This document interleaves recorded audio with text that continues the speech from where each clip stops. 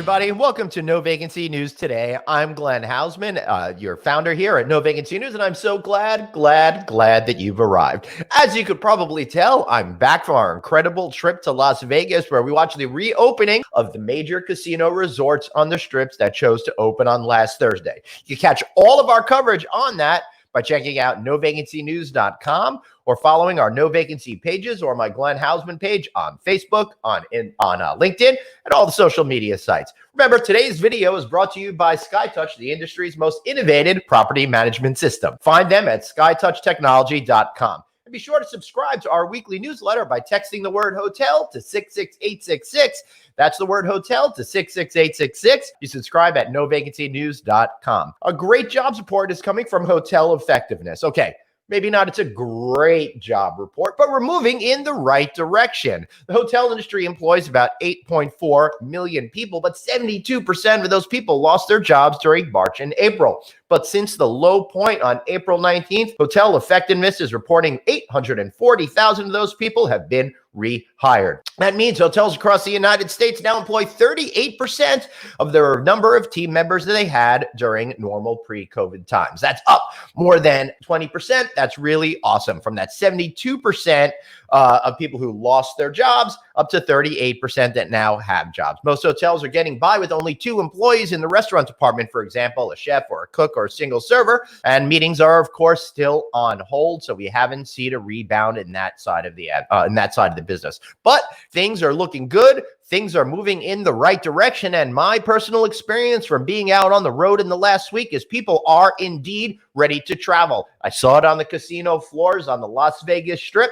I saw it in the airports, and I'm seeing it as more people are getting into their cars and saying, hey, I got to get away. Also, Hotel Ave, they're projecting new cleanliness and social distancing protocols could cost the industry as much as $9 billion annually. That is a whole lot of money. So, Hotel Asset Value Enhancement, otherwise known as Hotel Ave, they released their latest projections through Postscript, their operational efficiency division. And they estimate new cleaning protocols could cost, like I said, as much as $9 billion annually, based on factors such as the increased frequency of cleaning guest rooms and public spaces, new supply costs, and more. Michelle Russo, CEO of Hotel Ave, says hotel operations are fundamentally changing as a result of the pandemic, and the ability to create staffing plans and job classifications that reflect this new reality will serve as a major differentiator as hotels prepare to reopen and welcome back their employees and guests. Number one thing they say is potential impact on room attendant payroll, saying housekeepers will incur an additional 5 to 7 minutes of cleaning time per checkout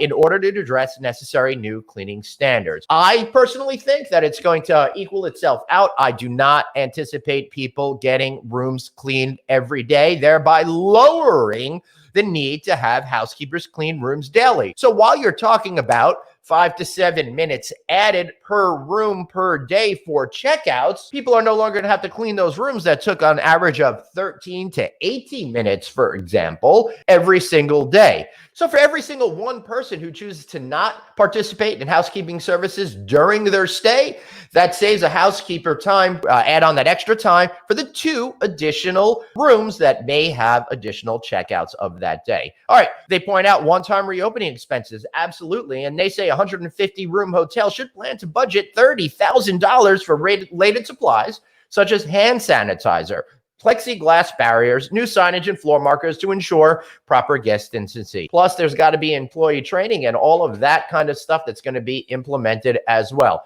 Finally, creative restructuring and reinvention, because hotels must adapt to changing consumer behavior, which will mandate less frequent face-to-face guest interaction and more technology. That means you're going to have to invest in technology. One thing they didn't mention here is what the change is going to be like for food and beverage. Hotels, you're probably selling a lot of beers downstairs, even if you're a select service hotel. You need to figure out ways to keep that food and beverage train moving forward in order to keep those sales so you won't have to incur more losses over time. All right, that's it for today. I want to thank you all for watching. We'll see you next time on No Vacancy News Today. And don't forget to subscribe. Do it right now. If you're watching on YouTube, hit that subscribe button or join us elsewhere. Thanks so much and see you real soon.